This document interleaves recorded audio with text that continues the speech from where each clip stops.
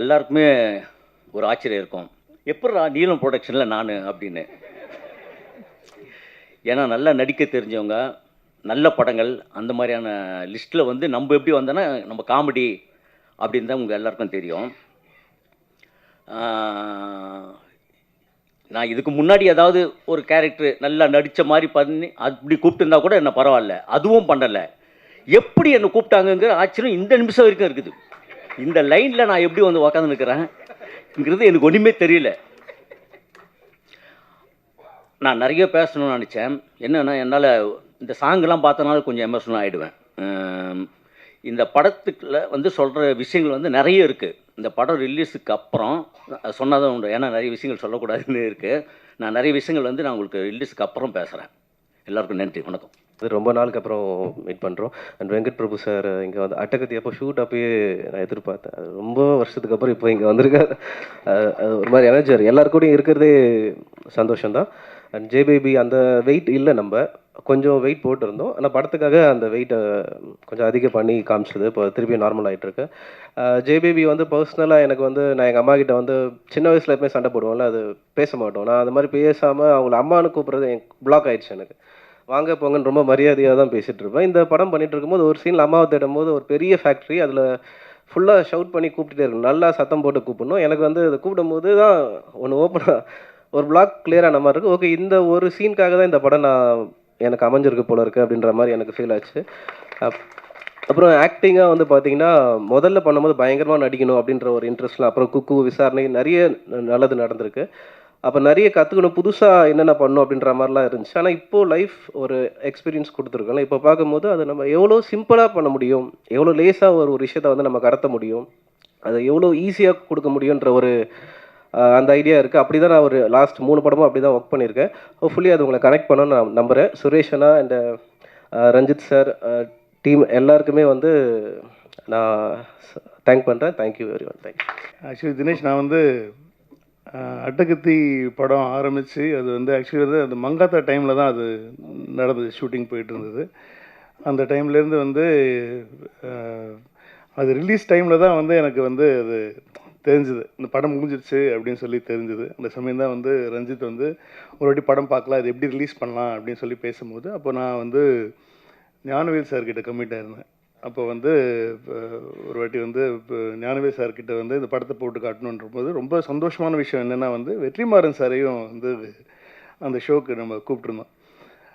கூப்பிட்டுட்டு வெற்றிமாறன் சார் வந்து ஒரு என்ஜாய் பண்ணுற மாதிரி வந்து நான் எந்த டேரக்டரும் வந்து ஒரு படத்தை என்ஜாய் பண்ண அவ்வளோ சத்தமாக சிரித்து சந்தோஷமாக என்ஜாய் பண்ணுவாங்க. அதுதான் வந்து பெரிய ப்ளஸ் ஆச்சு அந்த படம் வாங்குறதுக்கு, ஞானவேல் சார் வாங்கி ரிலீஸ் பண்ணுறதுக்கு. ஸோ அந்த டைமில் வந்து அதுக்கப்புறமா வந்து ரஞ்சித்தோட வளர்ச்சி வந்து உங்கள் எல்லாரோட வளர்ச்சியும் சேர்ந்து ரொம்ப பெருசாக இருக்கிறது வந்து எனக்கு தான் ரொம்ப ரொம்ப ரொம்ப பெருமையான ஒரு விஷயம். ஏன்னா வந்து அவங்க சொல்லும் போது எனக்கு அவ்வளோ சந்தோஷமாக இருந்துச்சு. நாங்கள்லாம் வந்து பா ரஞ்சித் பாய்ஸ் அப்படின்னு சொல்லும் போது, ஆனால் அப்போ அந்த பா ரஞ்சித்தே விபி பாய் தான்.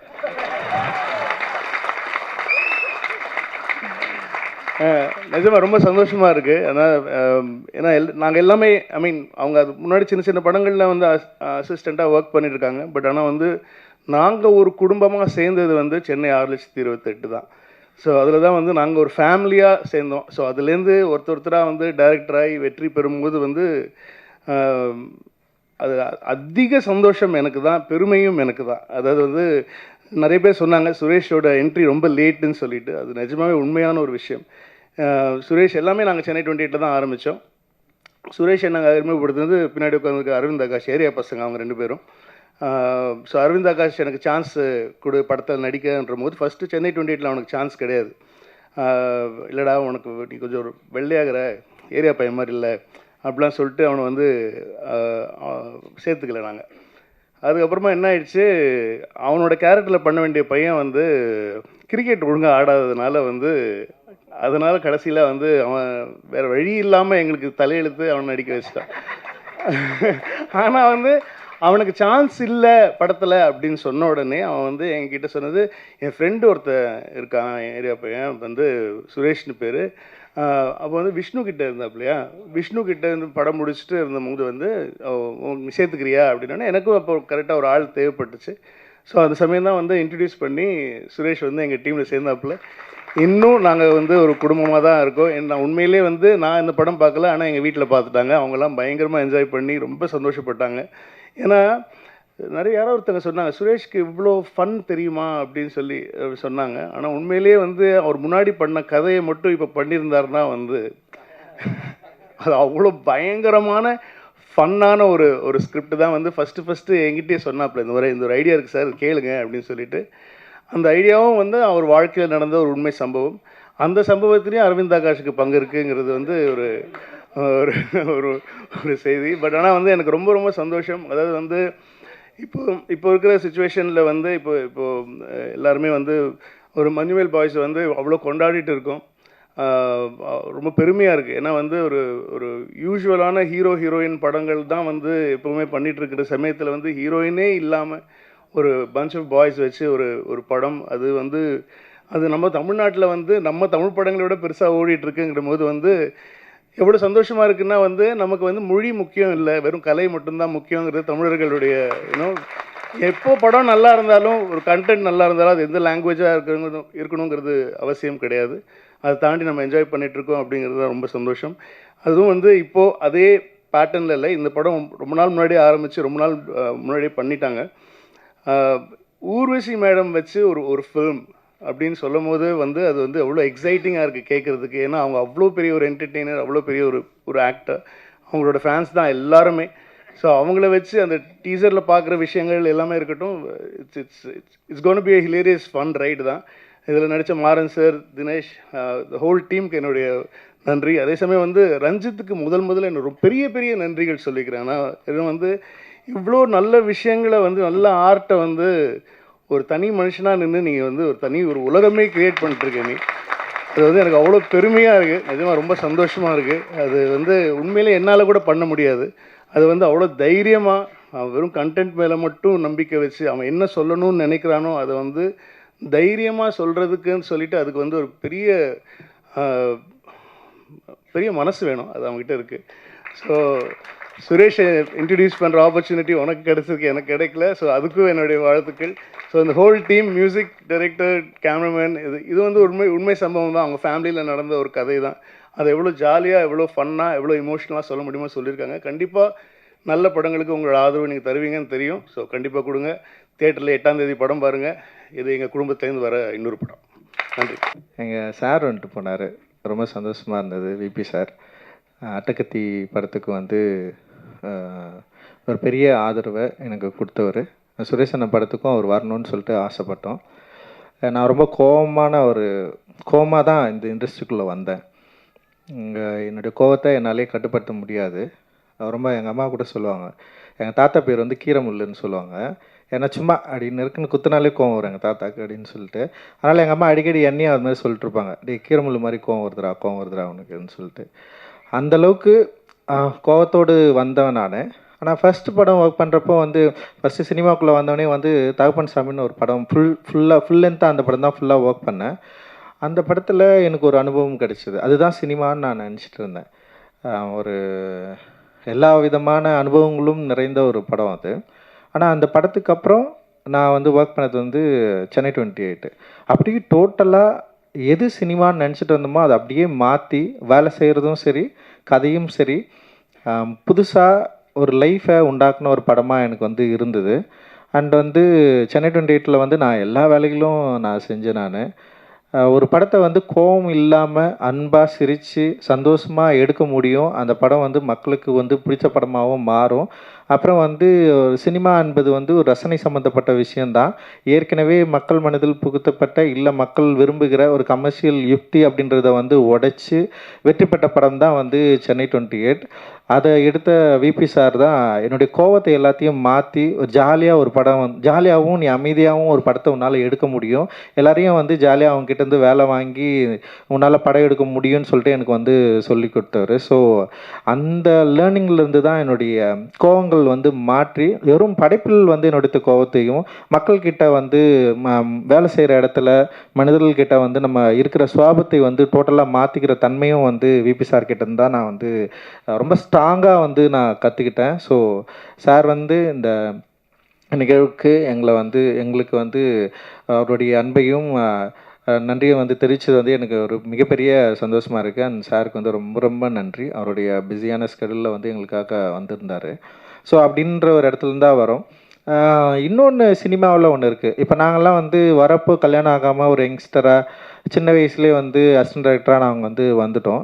சுரேஷ் அண்ணா வந்து இண்டஸ்ட்ரிக்குள்ளே வரப்போ வந்து கல்யாணம் ஆகிட்டு ஒரு பெரிய மெச்சூர்டான ஒரு கேரக்டராக வரப்போ, ஸோ கல்யாணம் ஆகிட்டு வந்தாலுமே வந்து சினிமாவில் என்ன பண்ணுவோன்னா, கல்யாணம் ஆனால் சக்ஸஸ் பண்ண முடியாது. கல்யாணம் ஆகிட்டு வரவங்களுக்கு வந்து ஒரு பொறுப்பு இருக்காது.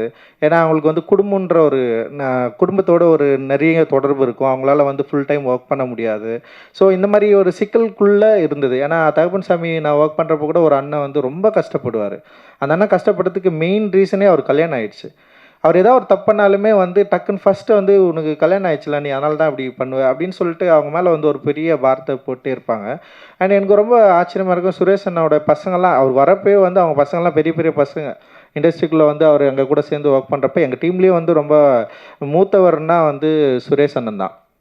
ஸோ அவர் அப்படி உள்ளே வரப்போ அவரு கூட அவரை நம்ம ஃபஸ்ட்டு இந்த மாதிரியான ஒரு சூழல் இருக்குதுல்ல, அதை பிரேக் பண்ணி அவர் உள்ளே வந்து ரொம்ப கான்ஃபிடென்ட், ரொம்ப தனியாக ரிசர்வ்டாக தான் இருப்பார் ஃபஸ்ட்டு. இப்போ நான் பிச்சுமணி ஸ்ரீபதி எல்லாம் வந்து ஒரு டிஸ்கஷனுக்குள்ளே இருப்போம். ஆனால் சுரேஷ் அண்ணா கொஞ்சம் வெளியவே இருப்பார். கொஞ்சம் ஃபஸ்ட் டைமில் வரப்போ கொஞ்சம் ரிசர்வ்டாகவே இருந்தார். ஆனால் கொஞ்சம் கொஞ்சமாக அவர் உள்ளே வந்ததுக்கப்புறம் அவருடைய என்ன சொல்கிறது, ஒரு அன்பும் அந்த ஸ்பான்டேனியஸான ஒரு காமெடி சென்ஸும் இருக்குல்ல, அது வந்து அவருக்கு ஒரு பெரிய ரசிகத்தன்மையை வந்து உருவாகுச்சு. அண்ட் வந்து அதுக்கப்புறம் அவர் கூட வந்து நாங்கள் ரொம்ப நெருங்கி வந்து பழக ஆரம்பித்தோம். அண்ட் அவர் எப்போவுமே அவங்க வீட்டுக்கு கூப்பிட்ருவார். அவங்க வீடு வந்து எப்படின்னா ஒரு சினிமா குடும்பம். அது அந்த குடும்பம் பார்த்திங்கன்னா சினிமாவை பற்றி டிஸ்கஸ் பண்ணுவாங்க, சினிமா பற்றி எல்லாத்தையும் தெரியும், எல்லா பாடல்கள் பற்றி டிஸ்கஸ் பண்ணுவாங்க. ஒரு படம் கமர்ஷியலாக படம் வந்து இருக்கா இல்லையான்றது வந்து அந்த குடும்பத்துக்கு நீங்கள் படம் போட்டு காட்டினீங்கன்னா போதும், அவங்களுக்கு படம் பிடிச்சிச்சுன்னா படம் வந்து கமர்ஷியல் ஹிட் அது. ஸோ அந்தளவுக்கு வந்து அந்த குடும்பம் வந்து இருக்கும். அம்மாவாக இருக்கட்டும், சுரேஷ் அண்ணாவுடைய ஒய்ஃப் வந்து அண்ணியாக இருக்கட்டும், அவங்க வந்து சோறை வந்து ஆக்கி போட்டு அவங்களுடைய அன்பை வந்து பயங்கரமாக காட்டுவாங்க. இங்கே தான் சென்னையில் குறிப்பாக இங்கே இருக்க கேகே நகரில் தான் வந்து இருக்கிறாங்க. அவங்க வீட்டில் நீங்கள் போனீங்கன்னா அப்படியே வந்து வாழை இலையை பெருசாக போட்டு வந்து எல்லா விதமான கறியும் வச்சு அப்படியே சோத்தை வந்து நிறைய கொட்டி சாப்பிட சொல்லி அவ்வளோ அன்பை வந்து கொடுக்குற ஒரு குடும்பமாக வந்து சுரேஷ் அண்ணா குடும்பம். அவங்க அம்மா வந்து பயங்கரமாக வந்து சாப்பிட சொல்லுவாங்க, அன்னிங்க பயங்கரமாக சாப்பிட சொல்லுவாங்க. சஞ்சய் அவங்க பசங்க நீங்கள் இப்போ கூட போனீங்கன்னா அந்த குழந்தைங்கள்லாம் வந்து அவ்வளோ உரிமையாக வந்து அங்கிள்னு கூப்பிடும். லைக் வந்து நமக்கு வந்து அந்த உறவு மேலே இருக்கிற ஒரு பெரிய பற்றே வந்து ரொம்ப ஆச்சரியமாக இருக்கும். இப்போ நான்லாம் வளர்ந்ததுக்கப்புறம் எங்கள் அண்ணன் தம்பிக்கிட்ட நான் வந்து அந்தளவுக்கு க்ளோஸாக பேசிக்கிறேன்னா அதில் ஒரு சின்ன ஒரு இப்பன் பட்ஸ் இருக்கும். என்னால் வந்து அவ்வளோ க்ளோஸாலாம் இருக்க முடியாது. ஆனால் சுரேஷ் அண்ணனை பார்த்தா அவங்க அண்ணன் தம்பிங்க எல்லாருமே இன்றைக்கி வரைக்கும் வந்து அவ்வளோ க்ளோஸாக அவங்களால இருக்க முடியுது. அந்த உறவை அவங்களால குறிப்பாக சென்னையில் அவங்க இருந்த காலகட்டம் வந்து ஃபுல்லாக வயல்வெளிகள் நிறைந்த ஒரு கேகே நகரில் வசிச்சிருந்த ஒரு ஆள் இன்றைக்கி வந்து முழுக்க பில்டிங்காக மாறி போன ஒரு இடத்துல வந்து அந்த பில்டிங்குள்ளே தங்களுடைய உறவை வந்து அந்த குடும்ப உறவை வந்து காப்பாற்றிக்கிட்டு அவங்க வந்து அதை கொண்டாடுற விதம் இருக்குதுல்ல, அது வந்து பயங்கரமாக நமக்கெல்லாம் ஒரு பெரிய பாடமாக இருந்தது. அண்ட் அதுவுமே அவர் கூட எனக்கு வந்து ஒரு பெரிய ஒரு க்ளோஸ் ரிலேஷன்ஷிப்பை வந்து உருவாக்குச்சு. அவர்கிட்ட நான் எப்போவுமே வந்து ஒரு ஒர்க்கராக நான் டீல் பண்ணதே ஒரு அண்ணனாக தான் நான் எப்போவுமே நான் வந்து பார்த்துருக்கேன். எல்லாருக்குமே எங்கள் டீமில் எல்லாருக்குமே வந்து சுரேஷன் எதாவது பிரச்சனைனா சுரேஷன் சொல்லுவார். அவரோட டிமாண்ட் இல்லாத ஒரு பர்சன். அவருக்குன்னு ஒரு தேவையோ இல்லை எனக்கு இது வேணும் இது வேணாம் இல்லை நான் இப்படி தான் அப்படின்னு எதுவுமே இல்லாமல் அவர் பாட்டுன்னு வருவார், ஒர்க் பண்ணுவார், பயங்கர சப்போர்ட்டிவாக இருப்பார். அண்ட் வந்து அவர் சொன்ன மாதிரி தான், இப்போது வெங்கட் பிரபு சார் கிட்ட ஒர்க் பண்ணுறப்போ அது வேற ஒரு சூழல், இப்போ என்கிட்ட ஒர்க் பண்ணுறப்போ அப்படியே டிஃப்ரெண்ட்டான வேற ஒரு சூழல். முழுக்க புத்தகம் படிக்கிறது, வாசிக்கிறது, சினிமாவை வேற ஒரு பெர்ஸ்பெக்டிவில் பார்க்குறது, வேற ஒரு டிஸ்கஷன் இங்கே நடக்கும். அது எல்லாமே வந்து அவருக்கு ஒரு ஆச்சரியமாக இருந்தாலுமே அவர் இதுக்குள்ளே வந்து இதை பார்த்து புரிஞ்சுக்கிட்டது இருக்குல்ல. இப்போ அவரோட இந்த படத்தில் நம்ம அதை வந்து ஜேபிபியில் வந்து நமக்கு அது ரொம்ப கிளியராக வந்து தெரியும். ஸோ அவர் வேற ஒரு சூழலில் வேற ஒரு காலகட்டத்தில் வேற ஒரு இடங்கள்லேருந்து வந்தாலுமே கூட இப்போ என்கிட்ட ஒர்க் பண்ணுறப்போ இந்த சமூக சூழலை சிக்கல்களை புரிஞ்சுக்கிட்டு இங்கே நடக்கிற டிஸ்கஷன் அந்த டிபேட்டை வந்து அவர் செமையாக அண்டர்ஸ்டாண்ட் பண்ணிக்கிட்டு அவருடைய திரைப்படங்களில் அதை கண்ட்ரோலாக வந்து அவர் ஹேண்டில் பண்ண விதம் இருக்குல்ல, அது வந்து ஜேபியோட மிக ஸ்பெஷலானதாக நான் வந்து பார்க்குறேன். உண்மையிலேயே வந்து அது சூப்பராக அவர் வந்து ஹேண்டில் பண்ணியிருக்காரு. அவருடைய ஃபர்ஸ்ட் படம் வந்து அவரோட ஸ்கிரிப்ட் வந்து என்கிட்ட கொடுத்தாரு. அது ஏன் பண்ணல அப்படின்னு எனக்கு ரொம்ப பிடிச்ச படம், பயங்கரமாக கமர்ஷியலாக இருக்கும், ரொம்ப காமெடியாக இருக்கும். ஆனால் அதில் எனக்கு ஏன் பிடிக்கலன்னா அது வந்து ஒரு ட்ரக்கை மையப்படுத்தி இருக்கிறதுனால இதில் நீளமில் பண்ண முடியாதுண்ணா. ஏன்னா வந்து இது வந்து திடீர்னு இது வந்து ஒரு க்ளோரிஃபை பண்ணுற மாதிரி மாறிடும், அது ஒரு என்ஜாய் பண்ணுற மாதிரி மாறிச்சுன்னா வந்து அதுதான் இந்த படத்தில். ஏன்னா எனக்கு அவர் ரொம்ப க்ளோஸ், எனக்கு ரொம்ப பிடிக்கும். அண்ணோட ஃபஸ்ட்டு படம் நம்ம தான் பண்ணணும்னு சொல்லிட்டு எனக்கும் ஒரு விருப்பம் இருந்தது. ஆனால் அந்த படத்தில் இருக்கிற அந்த கண்டென்ட், அதாவது முக்கியமான ஒரு அந்த பேஸ் வந்து ஒரு ட்ரக்கு சம்மந்தப்பட்டு இருக்கிறப்போ வந்து அது வந்து ஒரு ஜாலியாக மாறுறப்போ, ஸோ இதை நம்ம வந்து நீளமில் பண்ண முடியாதுன்னு சொல்லிட்டு நான் ஒரு முடிவுக்கு வந்து நான் சொல்கிறேன், இல்லைண்ணா இது வந்து டெஃபினட்டாக நீளமில் பண்ண முடியாது, ஆனால் நம்ம வேறு ஏதாவது ஒரு ப்ரொடக்ஷன் கூட சேர்ந்து நம்ம பண்ணலான்னு சொல்லிட்டு தான் இன்னொரு ப்ரொடக்ஷன் கூட சேர்ந்து அதை நம்ம ஆரம்பித்தோம். ஆனால் அந்த படம் வந்து நின்றுடுச்சு. சரி, அதுக்கப்புறம் வந்து நீளமில் பண்ணுற மாதிரி ஏதாவது ஒரு கதை கொடுனா, நீ உனக்கு புரியும் அப்படின்னு சொன்னால் அவர் சொல்கிறார், இல்லை எனக்கு பொலிட்டிக்கலாலாம் எதுவுமே யோசிக்க வராது, இல்லை அவர் அந்த மாதிரியான கதைகளுக்குள்ளே அவர் போவே இல்லை அப்படின்னு யோசிக்கிறப்போ இந்த ஜேபிபி கதையை அவர் சொன்னோன்னே எனக்கு வந்து ரொம்ப பிடிச்சிருந்ததுன்னா, இது வந்து எமோஷ்னல் உறவை பற்றி பேசுகிறது. டெஃபினட்டாக வந்து இது நீளம் வந்து இந்த படத்தை வந்து பண்ணுறதுக்கு ரொம்ப தயாராக இருக்கும்னா, இது வந்து அதுக்குள்ளே தான் இருக்குது, நம்ம இதை வந்து பண்ணலான்னு சொல்லிட்டு வந்து சுரேஷ் அண்ணங்கிட்ட நான் பேசினேன்.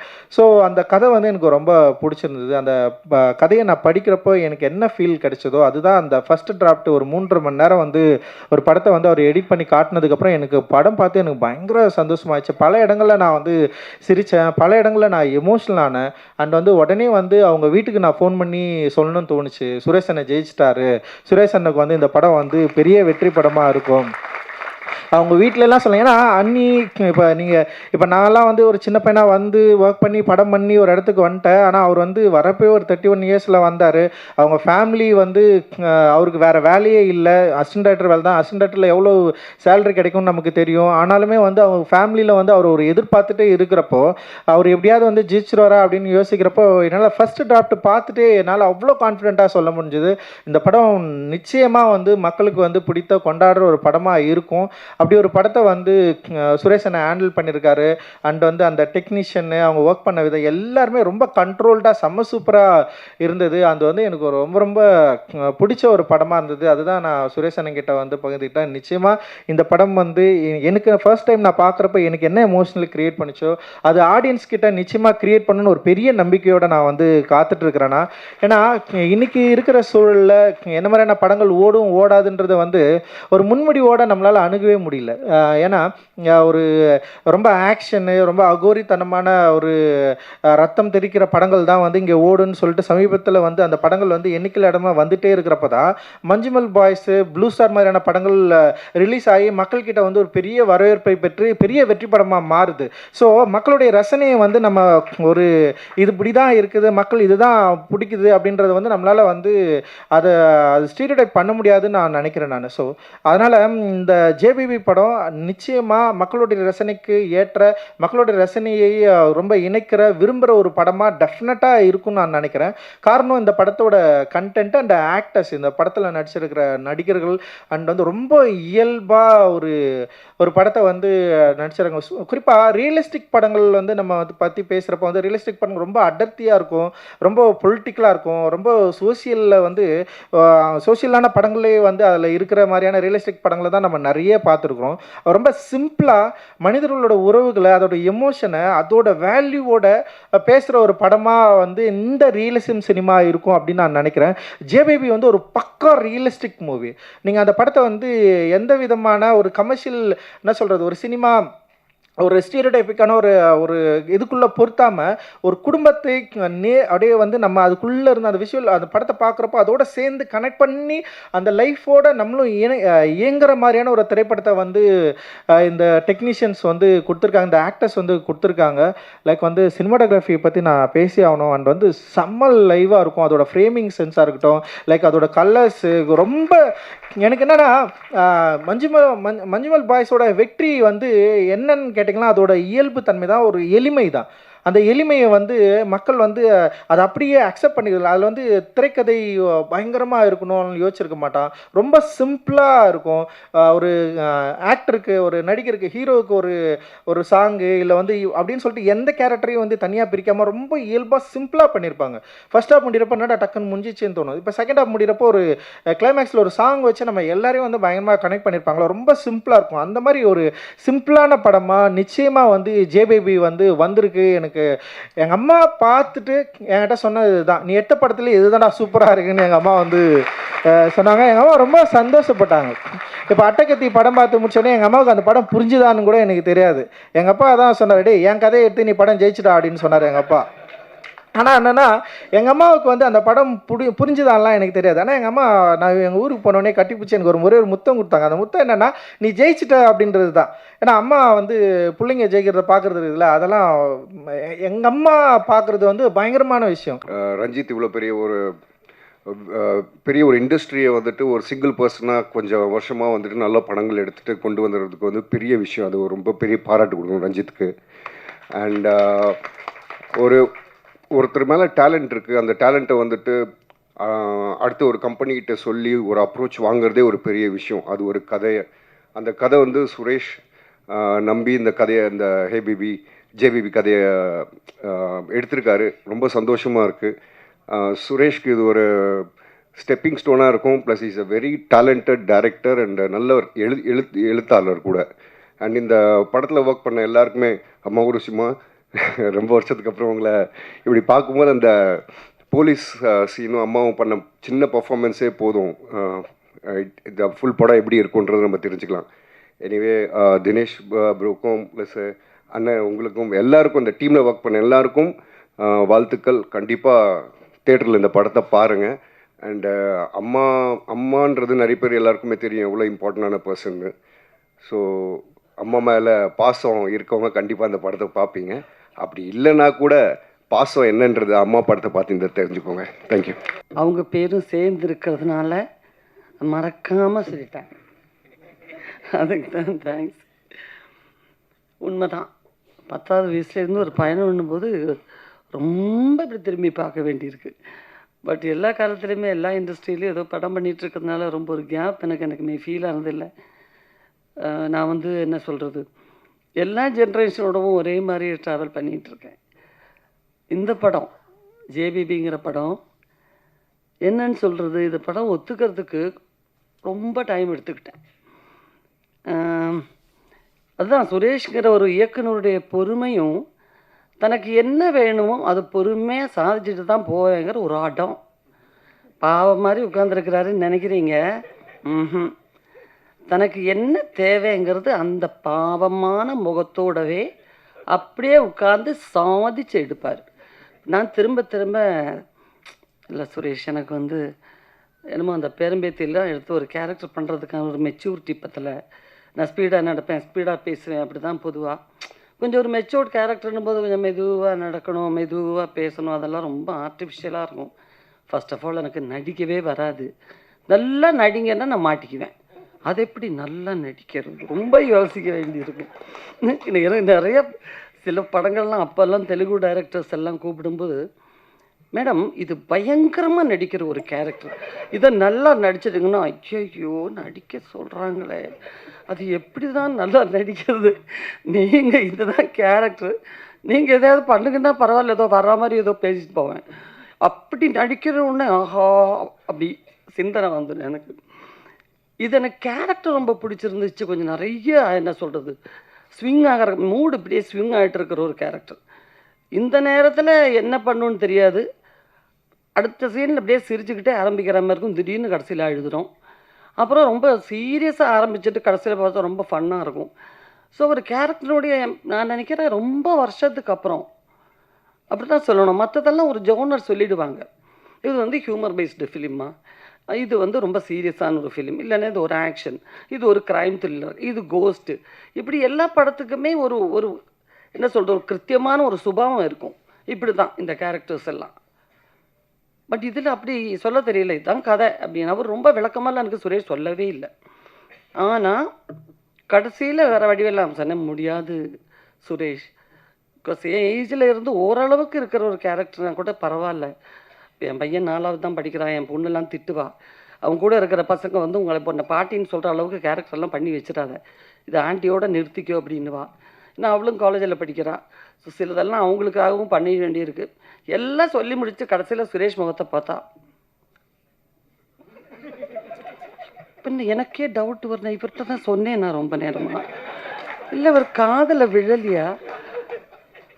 சரிம்மா சரிம்மா, இல்லை நான் சொன்னது உங்களுக்கு புரிஞ்சிச்சா சுரேஷ்? ம் புரியுது. சரிம்மா, அப்போ நம்ம என்ன பண்ணலாம், எப்படி பண்ணலாம்?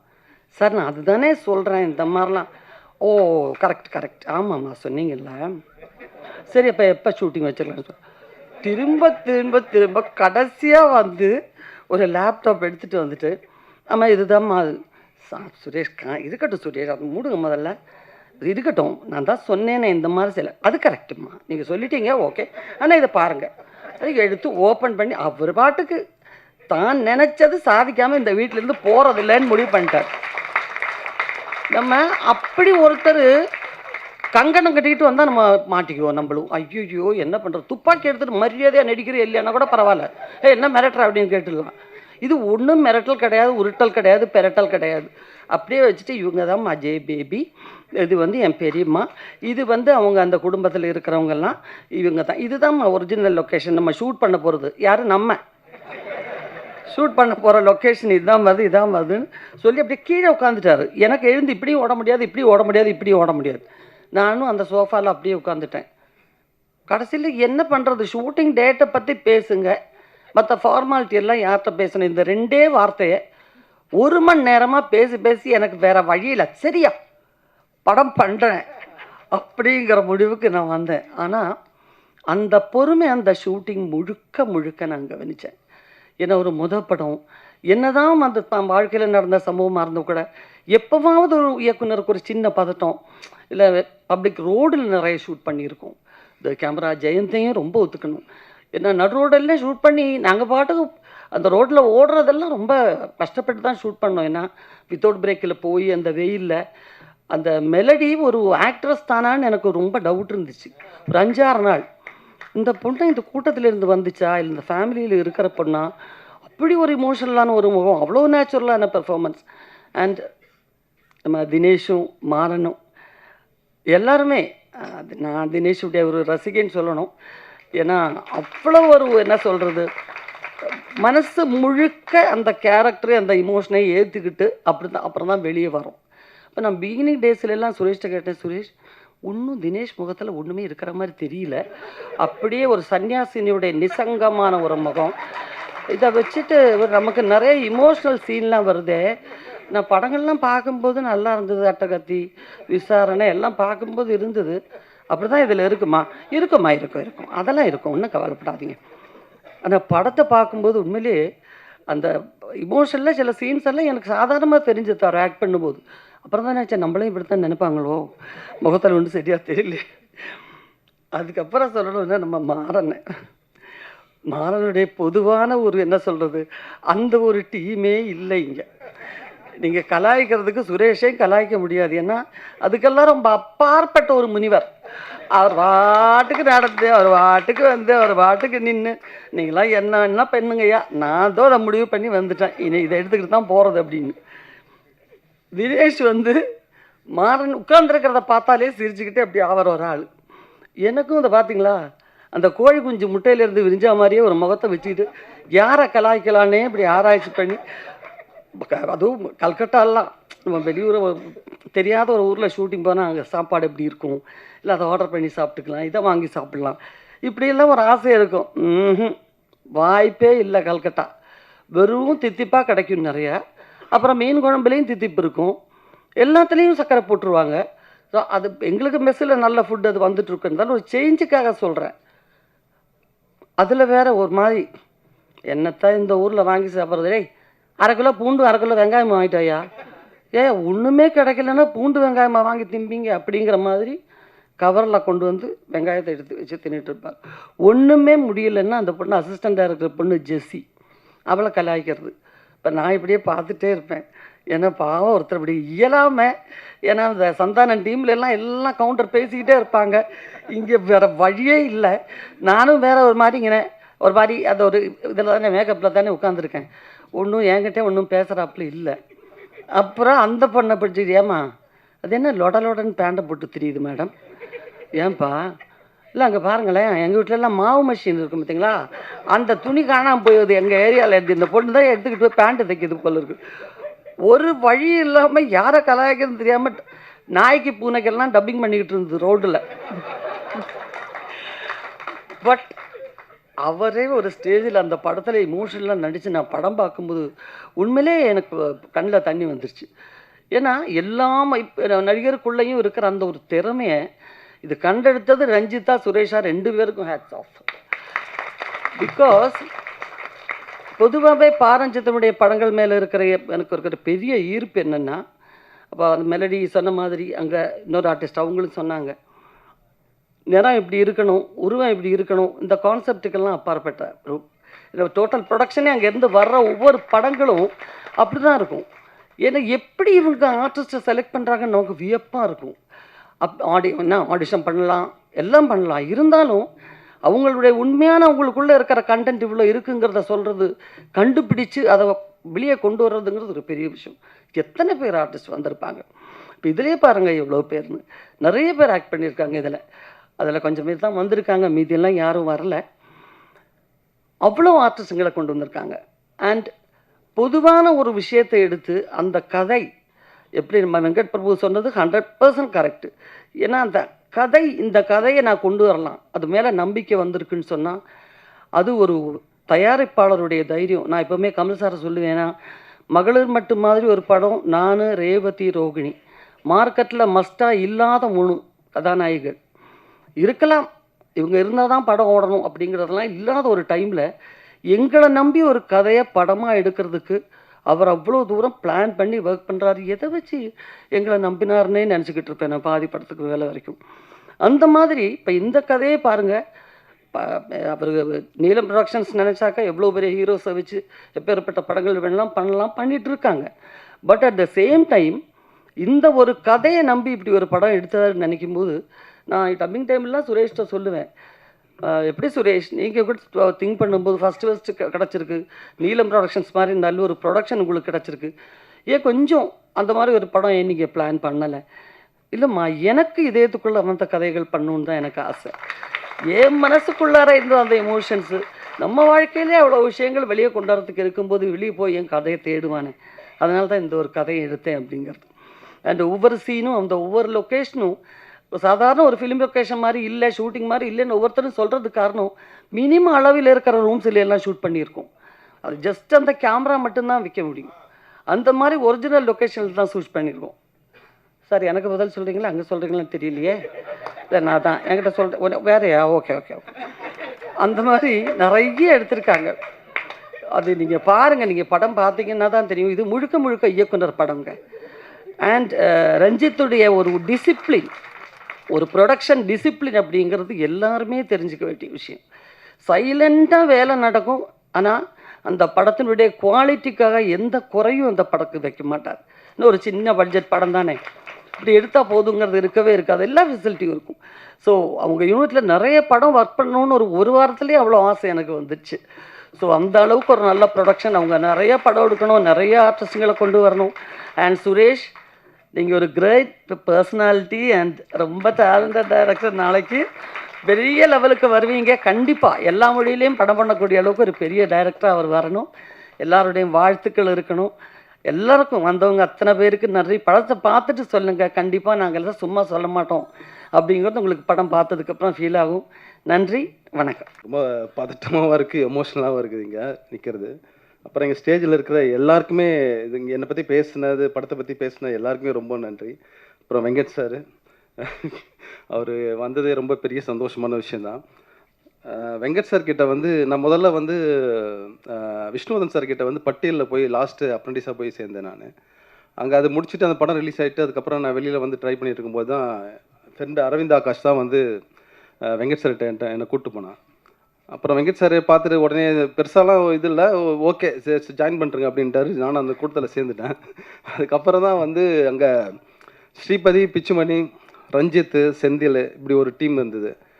சென்னை 28 அப்படி தான் நாங்கள் ஆரம்பித்தோம். அதுலேருந்து தொடர்ந்து எனக்கு வந்து அது வரைக்கும் ரொம்ப கஷ்டம், தேடுதல், ஃபைனான்ஷியல் எல்லாமே. ஏன்னா அப்பயே எனக்கு கல்யாணம் ஆகி 2 பசங்க, 31 வயசு இருக்கும் அப்போ நான் சினிமாக்குள்ளே நுழையும் போது. அப்புறமா வெங்கட் சார் கிட்ட போனதுக்கப்புறமா எனக்கு எந்த பிரச்சனையுமே இல்லை. அது நிறைய பேர் வெளியில் வந்து ரொம்ப கஷ்டப்பட்டுட்டு இருப்பாங்க, கரெக்டான வாய்ப்பு கிடைக்காது, கரெக்டான டைரக்டர் இருக்க மாட்டாங்க அந்த மாதிரி. ஏன்னா வெங்கட் சார்கிட்ட போனதும் அவ்வளோ ஒரு சொகுசான ஒரு லைஃப், கஷ்டமே படுத்தவே இல்லை. ஆனால் உண்மையாக உழைச்சோம், அது மட்டும் டைமாக நான் சொல்லுவேன். ஏன்னா ரொம்ப ரொம்ப டெடிக்கேட்டாக நாங்கள் உழைச்சோம். சென்னை 28, சரோஜா, கோவா, மங்காத்தா, பிரியாணி வரைக்குமே வெங்கட் சார் கூட அப்படியே ட்ராவல் பண்ணிட்டே இருந்தேன். என்றைக்குமே ஒரு வார்த்தை கூட இந்த இவ்வளோ படங்களில் ஒரு வார்த்தை என்னை திட்டினதோ யாரையுமே வந்து இது பண்ணதோ கிடையாது. அவர்கிட்ட நான் அந்த பொறுமையை ரொம்ப அவர்கிட்ட வந்து நான் கற்றுக்கிட்டேன். அந்த ஏன்னா என்ன சொல்கிறாங்கல்ல பொறுமை, அது நான் கற்றுக்கிட்டது அவர்கிட்ட இருந்து தான். அவ்வளோ சூப்பராக அஜித் சாரையே வந்து ரொம்ப டென்ஷன் ஆகாமல் பயங்கர கூலாக, அவர் எவ்வளோ டென்ஷனில் வந்தாலும் ஈஸியாக போய் கட்டி பிடிச்சி அப்படியே சமாதானப்படுத்தி உடனே ஷாட் எடுத்துருவார். அது ஏன்னா மாதம் சம்பளம் ஒரு படத்துக்கும் அப்படியே ஏறிட்டே இருக்கும். சென்னை 28, சரோஜா, கோவா அப்படின்னு அப்படியே போயிட்டே இருக்கும்போது நம்ம எதுக்கிற படம் பண்ணோம், நல்ல சம்பளம் வருது, சரி வெங்கட் சார் கூட இருந்துருவோம் அப்படின்னு ஒரு முடிவு பண்ணிட்டு அப்படியே நான் படம் பண்ணுற யோசனையும் இல்லை, நான் ஸ்கிரிப்ட் ஒர்க்கும் பண்ணல, எதுவுமே பண்ணல, அப்படியே போயிட்டே இருந்தது லைஃபு. அப்புறம் மங்காதாக்கு அப்புறம் தான் புது அசிஸ்டன்ஸ்லாம் வந்து சேர ஆரம்பித்து வந்துகிட்டே இருக்காங்க, இருக்கிறவங்க எல்லாம் போயிட்டே இருக்காங்க. நம்ம மட்டும் என்னடா உட்காந்துருக்கோம், நம்மளாம் ஒரு படம் பண்ணி கட்டாமல் வெளியே போனோமேன்ட்டு அப்போ ஃப்ரெண்ட்ஸு கிட்டலாம் ஒரு ஸ்கிரிப்ட் சொல்லி அது ஓகே பண்ணி அந்த ஸ்கிரிப்ட் எல்லாம் ரெடி பண்ணி ஒன்று அப்போ தான் ஆரம்பிச்சிருந்தேன். அதுக்கப்புறமா வெங்கட் சார்கிட்ட பிரியாணி படம் முடிச்சுட்டு வெளியில் வந்துட்டேன். வெளில வந்து முயற்சி பண்ணி ட்ரை பண்ணிகிட்டு இருக்கும்போது ஒரு இடத்துல போய் கம்மிட் ஆனேன். பஞ்சு அருணாச்சலம் சார் அந்த கம்பெனியில். அங்கே போயிட்டு அட்வான்ஸ் வாங்கிட்டு ஒரு 3 மாதம் அப்படியே போயிட்டு இருந்தது. அப்புறம் அங்கேருந்து ஒரு சூழ்நிலையால் பஞ்சு அப்பா அவர் கூப்பிட்டு கதையெல்லாம் கேட்டு முடிச்சுட்டு இந்த படம் தான் நீங்கள் முதல் படமாக பண்ண போகிறீங்களா அப்படின்னாரு. ஆமாப்பா, அதான் நான் எழுதி சுப்பண்ணை கூட அட்வான்ஸ் கொடுத்துட்டு ஆஃபீஸ் போட்டாச்சுப்பா, 3 மாதம் போயிட்டுருக்கு அப்படின்னு. இந்த படம் நீங்கள் முதல் படமாக பண்ணாதீங்க, 2வது படமாக பண்ணுங்க அப்படின்னாரு. உடனே சுப்பண்ணை கூப்பிட்டு சுரேஷ் அப்பா இந்த மாதிரி சொல்லிட்டாரு, வேணா வெளில வேறு ஏதாவது ட்ரை பண்ணுங்க. சரிங்கண்ணா ஓகே நான் சொல்லிட்டு வெளில வந்துட்டேன். இந்த மாதிரி ஒரு 2-3 இடத்துல போயிட்டு அட்வான்ஸ் வாங்குறது, கம்மிட் ஆகிறது, உட்காருது, அப்புறம் வெளியில் வந்துடும். எல்லாருக்குமே அந்த படம் பிடிச்சிருக்கு, கதை பிடிச்சிருக்குன்னு வாங்க, அதுக்கப்புறம் ஏதோ காரணத்தால் நடக்காது. அப்படி போயிட்டு இருக்கும்போது தான் ரஞ்சித் கிட்ட வந்து கபாலியில் ஒர்க் பண்ணுறதுக்கு வாய்ப்பு கிடச்சிது. ரஜினி சார் இருக்கார், சரி நல்ல சம்பளம், சரின்னு போயிட்டு ஜாயின் பண்ணிட்டேன். ரஞ்சித் கிட்ட போயிட்டு சோமர்செட்டில் ரூம் போட்டு அங்கே தான் டிஸ்கஷன் போயிட்டு இருந்தது. அப்போது உள்ளே போயிட்டேன், ஃபஸ்ட் டைம் உள்ளே போகிறாங்க. அங்கே போனால் அங்கே தான் வந்து இந்த மொத்த ரஞ்சித்தோட டீமே எல்லோரும் இருக்கிறாங்க உள்ள. அந்த அதியனு, பார்த்திபனு, ஃபேங்லின்னு எல்லாருமே உள்ளே இருக்காங்க. எல்லாம் அப்படியே என்ன ஒரு மாதிரி பார்க்குறாங்க. சரி நான் நேராக என்ன பண்ணிட்டேன், உள்ளே போயிட்டு ரஞ்சித் கூட போய் ரூமில் போய் உட்காந்துக்கிட்டேன். ரஞ்சித்துக்கும் வந்து கொஞ்சம் ப்ரைவசி, நீ போய் அங்கே போய் உட்காந்துக்கன்னு சொல்கிறதுக்கு அவனுக்கும் முடியல. வெளியில் போனால் இவனுக்கு ஒரு 6-7 பேர் இருக்கானுங்க. சரி அவனுக்கு நம்மளுக்கும் வந்து பெருசாக ஸ்கிரிப்டில் அப்படியே பயங்கரமாக பூந்து விளையாடி ஐடியா கொடுக்குறா, இதெல்லாம் அந்த அளவுக்குலாம் ஒன்றும் நாலேஜெலாம் கிடையாது. இது நல்லா இருக்குது, இது நல்லா இல்லை, இது வச்சுக்கலாம், இது வேணாம், இது ஒரு மாதிரியாக இருக்குது, இந்த மாதிரி தான் நான் பேசுவேன். அப்புறம் ரஞ்சித் கூடயே ஒரு நாள் ஃபுல்லாக உள்ளே உட்காந்துட்டே இருந்தேன். வெளியில் போனால் எல்லாம் அப்படியே காண்டாக பார்ப்பானுங்க எல்லாரும். இவன் வந்து கூட வந்துட்டா அப்படியே வந்து உள்ளே வந்து உட்காந்துட்டானே அப்படின்ட்டு அப்படியே பார்த்துட்டே இருந்தாங்க. அதுக்கப்புறம் ஒரு கட்டத்துக்கு மேலே தான் எனக்கு தெரிஞ்சது, இல்லை தப்பு, அவன் டைரக்டர் என்ன தான் க்ளோஸ் இருந்தாலும் நம்ம போய் பக்கத்தில் உட்காந்துறது இது சரி கிடையாது அப்படின்னு சொல்லிட்டு அப்புறமா சேரு இதெல்லாம் எடுத்துக்கின்னு லேப்டாப்லேருந்து வெளியே வந்துட்டேன். அதுக்கப்புறம் தான் இவனுங்க கிட்ட பழகிற அந்த வாய்ப்புகள். அப்புறம் இவனுங்க அதாவது ரஞ்சித் கிட்ட இருக்கிறவங்க எப்படி சொல்லணும்னா, ஒருத்தன் பயங்கரமான ஒரு சோஷியலிஸ்ட்டு, ஒருத்தன் கம்யூனிஸ்ட்டு,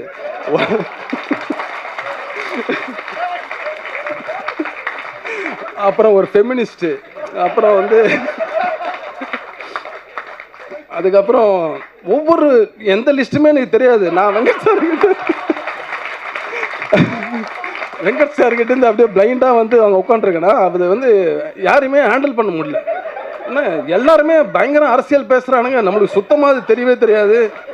அப்புறமா இது ஜாதி கேஸ்ட்டு இந்த விஷயங்கள் இதெல்லாம் பேசுகிறது எனக்கு புதுசாக இருக்குது. நான் அப்போ தான் ஒரு உலகத்துக்குள்ளே நுழையிற மாதிரி ஒரு ஃபீல் இருந்தது. அப்புறமா இது அப்படியே பேச பேச அப்புறமா அவனுங்கிட்ட அப்புறம் நான் ரொம்ப நெருக்கமாகி அப்படியே பேச ஆரம்பிச்சதுக்கப்புறம் அப்புறம் என் மேலே உயிராயிட்டானுங்க, என்ன விடவே இல்லை. ஏன்னா ரொம்ப இறுக்கமாக இருந்தவனுங்களை நான் தான் ரொம்ப சிரித்து அவனுங்களை வந்து ஃப்ரீ பண்ண விட்டேன். என்னை விட இறுக்கமாக ரஞ்சித் இருந்தாப்புல. அப்போ ரஞ்சித்துக்கும் கொஞ்சம் ரிலாக்ஸ் அப்போ கிடச்சிருக்கும்னு நினைக்கிறேன் என்னால். ஏன்னா இவங்க எல்லாருமே ரஞ்சித் கிட்ட நெருங்காமல் நானே பார்த்துக்கிட்டேன் எல்லாத்தையும் இவங்க ஹேண்டில் பண்ணுறது. அப்புறம் ரொம்ப உண்மையிலே வந்து எல்லாருமே ஒவ்வொருத்தரும் ஒரு யூனிக், அவனுக்கு எல்லாருமே ஒரு பயங்கரமான திறமைசாலிங்க தான். அவனோட கடுமையாக உழைப்பானுங்க, ரொம்ப போராளிங்க மாதிரி உழைப்பானுங்க, அதில் எந்த டவுட்டுமே கிடையாது. அப்படி தான் கபாலி ஒர்க் பண்ணோம். கபாலி ஒர்க் பண்ண உடனே திருப்பி காலா ஆரம்பிச்சிது. காலாலயம் போயிட்டு அப்படியே அதுலேயும் கோராடிட்டு இருந்தேன். அதுலேயும் ரொம்ப நிறைய இயக்குனர்கள் வர ஆரம்பித்தாங்க, எல்லாம் சந்தித்தோம், எல்லாம் இது பண்ணோம். தொடர்ச்சி அப்படி தான் ரஞ்சித் கூட இப்படி போச்சு. ரஞ்சித் வந்து என்னென்னா சரோஜா படம் ஒர்க் பண்ணிகிட்டு இருக்கும்போது தொடர்ந்து ஒரு 60 நாள் நைட் ஷூட் போயிட்டே இருக்கும்போது எப்பேற்பட்டவனும் டயர்டாக ஏற்கனவே எனக்கு ஒரு 30 வயசு அப்பயே. அதனால் நைட் ஷூட்டில் என்றைக்காவது ஒரு நாள் இப்படி ஓரமாக உட்காந்தா போகிற பக்கத்தில் கையை பிடிச்சி தரதானே எழுதிட்டு போயிட்டே இருப்பான். உட்காரனா உட்காராதவா நீ முதல்ல வேலையை பாருன்ட்டு.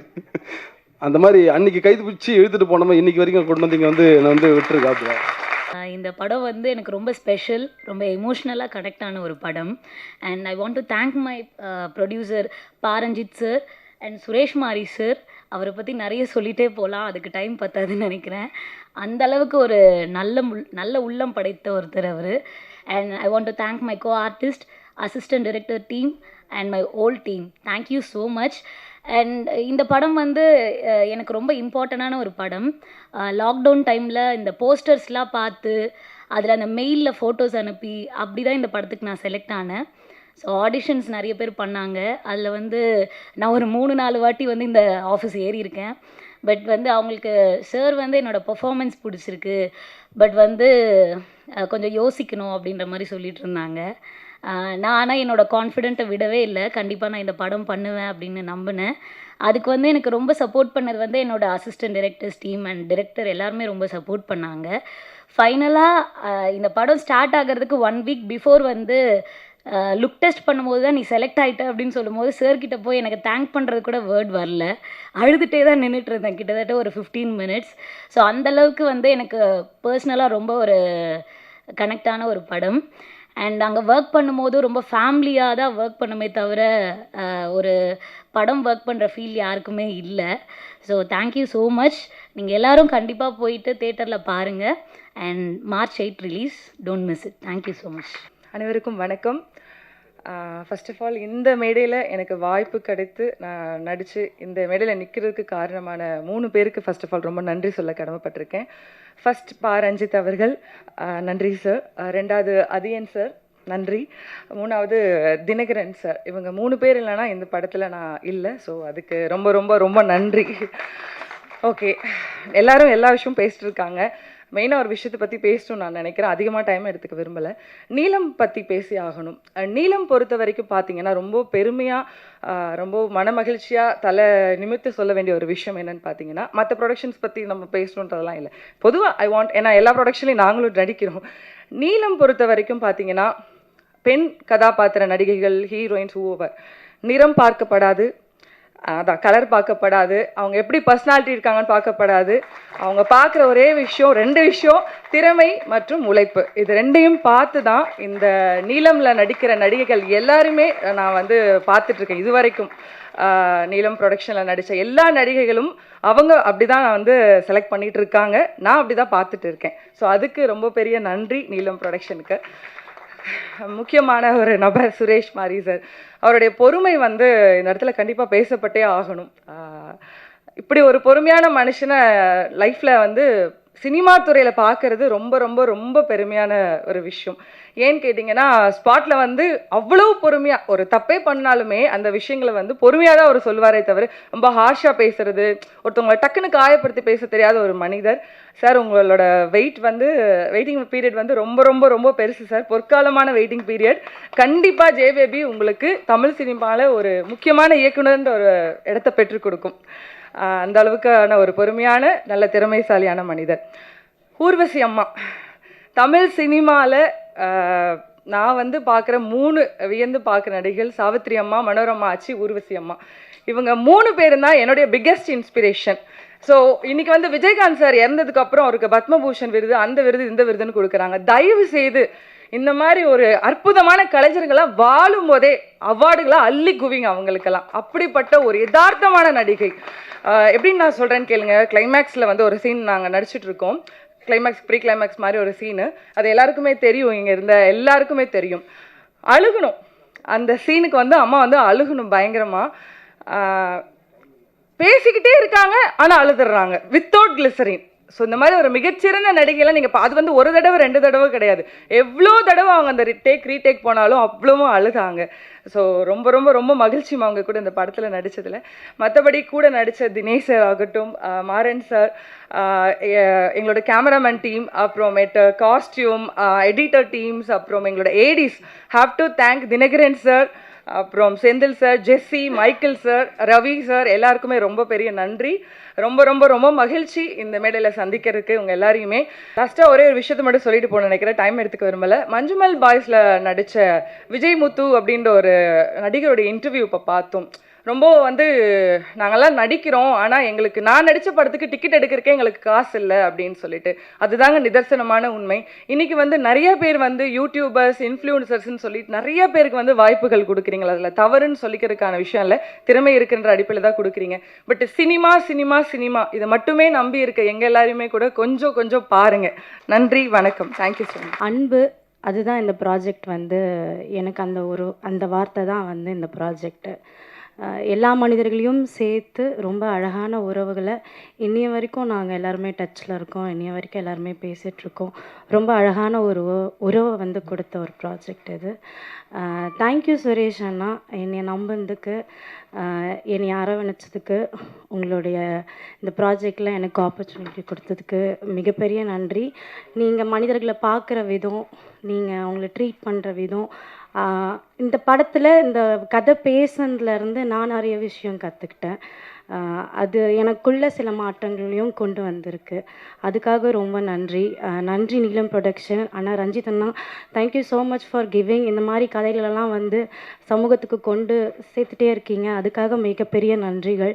இதில் நிறைய உழைப்பு இருக்குது, நிறைய பேர் பயங்கரமாக உழைச்சிருக்கோம். ஒரு மிகப்பெரிய தேடுதல் இருக்குது, மிகப்பெரிய காத்திருப்பு இருக்குது. நம்ம ரொம்ப வேகமாக கடந்து போயிட்டுருக்கோன்னு நினைக்கிறேன். உறவுகளெல்லாம் வந்து உட்காந்து பேசி அவங்க சொல்கிறத கேட்குறதுக்கோ காலங்களை தாண்டி ஓடிட்டே இருக்கோன்னு நினைக்கிறேன். அந்த உறவுகள் எவ்வளோ ரொம்ப முக்கியமானது அப்படின்றத பேசுகிற ஒரு நல்ல படம் இது. ப்ளீஸ் போய் படம் பாருங்கள் தேட்டரில். கண்டிப்பாக இந்த படம் உங்ககிட்ட பேசும், என்கிட்ட பேசி எங்கள் எல்லார்கிட்டையுமே பேசி. வாய்ப்புக்கு நன்றி, தேங்க்யூ. ஜேபேபி டீம் அனைவருக்குமே என்னுடைய வாழ்த்துக்கள். சுரேஷ் அண்ணனுடைய வெற்றின்றது வந்து எப்படின்னா, ஒட்டுமொத்தமாக எங்கள் டீமில் இருக்கிற ஒவ்வொருத்தவங்களுக்குமே தெரியும் அவர் ஜெயிக்கணுன்றதும், அவர் ஜெயிச்சாதான் நாம் ஜெயிக்கிற மாதிரி. உண்மையிலே மனசார சொல்கிறேன், நான் ஜெயிக்கிறத விட அவர் ஜெயிச்சா ரொம்ப சந்தோஷமாக இருக்கும். ஏன்னா அவருக்கு பின்னால் அவ்வளோ பெரிய காத்திருப்பு இருக்குது, பெரிய வலி இருக்குது. அந்த ஃபேமிலி வந்து நாங்கள் கிண்டல் பண்ணுவோம், சென்னையிலே ஒரு வானத்தை போல டீம் அப்படின்னு. ஒரு சென்னையில் இவ்வளோ நெருக்கடிக்கடையில் ஒரு கூட்டு குடும்பமாக அவங்க தம்பி சஞ்சய் வரைக்கும், இன்னொரு தம்பி, அவங்க அம்மா, அவங்க எல்லாருமே பார்க்கும்போது நமக்கு ஒரு மாதிரி என்னடா இவர் தான்டா ஜெயிக்கணும் கண்டிப்பாக. அவங்க அவ்வளோ பெரிய அவருடைய வெற்றிக்காக அப்படி காத்திருக்கிறது வந்து இது பயங்கர உண்மையிலே ரொம்ப சந்தோஷமாக இருக்குது.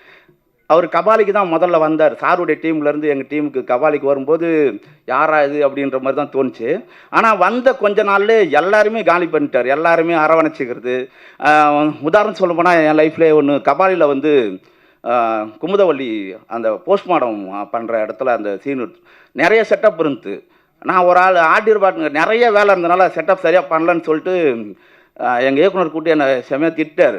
நான் நைட்டும் பகலுமா தூக்கம் இல்லாமல் வேலை செய்த ப்ரெஷரில் வந்து நான் வெளில கோபமாக வந்தேன். நான் எங்கடா போகிறேன்னு கேட்டுனே வந்தார். நான் அழ ஆரம்பிச்சிட்டேன் நடு ரோட்டில் நின்று.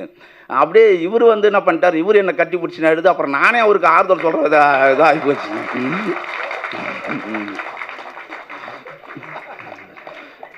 அப்புறம் வந்து சென்னையில் பயங்கரமாக வெள்ளம் போயிட்டு இருந்து கோவாவில் வந்து ஷூட்டிங்.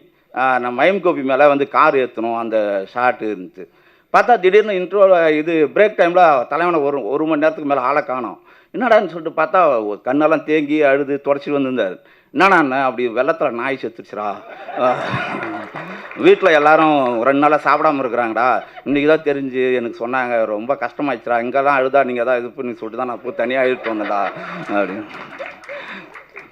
அதை மாதிரி வந்து சுரேஷ் அண்ணா அவருடைய ஈரம் உண்மையிலே என் வாழ்க்கையில் நான் சந்தித்த ஒரு 5 நபர் ரொம்ப நெருக்கமாக. எங்கள் அப்பாக்கிட்ட எப்படி நான் வெளிப்படையாக இருப்பணும், எங்கள் அம்மாக்கிட்ட எப்படி இருப்பணும், ஒரு துளியால் கூட நம்மளை ஈகோ பார்க்காம நம்ம பேசக்கூடிய மனிதர்கள் சில பேர் தான் கிடைப்பாங்க.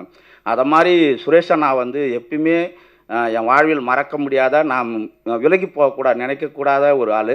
அதே மாதிரி நம்ம ஹீரோ தினேஷ், நான் அவரோட 2 படம், என் படத்தில் 2வது படமாக ஹீரோவை நடிக்கிறாரு.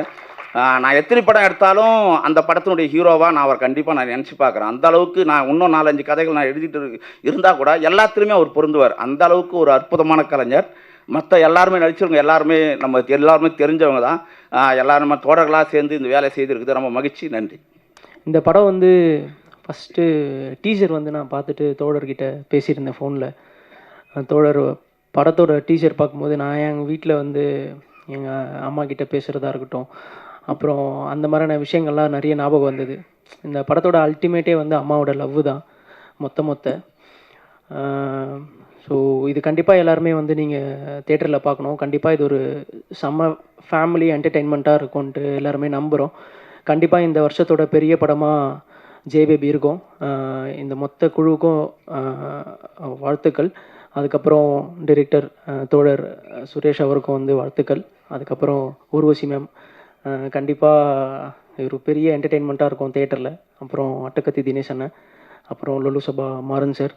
இது கண்டிப்பாக ஒரு ஒரு ஒரு ஃபேமிலி என்டர்டெயின்மெண்ட் ப்ளஸ் எமோஷனாக கண்டிப்பாக இருக்கும். எல்லாரையும் வந்து செம்மையாக என்டர்டெயின் பண்ணோம். வாழ்த்துக்கள். இந்த படத்தில் ஒர்க் பண்ண எல்லாருக்குமே ரொம்ப நன்றி. அப்புறம் நீலம் ப்ரொடக்ஷன் ரஞ்சித் அண்ணா, ரொம்ப நன்றிண்ணா, இந்த மாதிரியான படங்கள் கொடுக்கறது ரொம்ப நன்றி. தேங்க்ஸ்.